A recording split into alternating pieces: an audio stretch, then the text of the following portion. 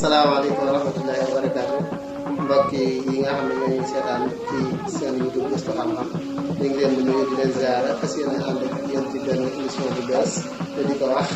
xew-xew jamono ñu di ci ànd ak borom xam-xam boo xam ne xam-xamam màcc na ci diine en même temps ci xew-xew jamono itam da koy gëstu bu baax a baax di seet di ci diine wax di ci am njariñ te nga xam ne li ci ëpp ci géew man dëppalañ ci mu dañu ko indi ci émission bi. asalaamaaleykum wa rahmatullahi taala wa barakaatu yéen mbokk yi ñuy teewlu ci seen YouTube yi di Gëstu Xam-Xam comme ni ko mbokk Maodo waxee ñu fas yéene 15 jours bu jot incha allahu rabbi ci àjjana bi ci jiitu ñu ñëw fii jàngatal leen xew-xew yi xew ci jamono ci nan la ko diine gisee rawatina suñu mazhab Imam Malik ndax ku ne xam na ne diine fu mu toll rawatina ci jamono jii bari na ay xew-xew yi xew yoo xamante ne nii moom suñu dund ñooy ànd kon mënuñoo ñàkk dund ak xew-xew yooyu kon nga laaj ñu xam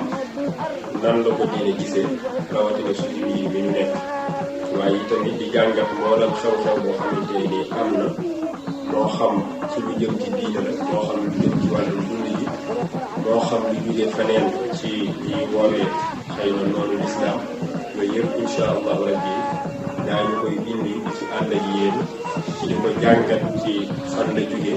ak fan la jëm ak nan la ko diine gisee incha allahu rabbi ci 15 jours bu jot ci àldina bi ci jiitu ci seen bii di seen YouTube Gëstu Xam-Xam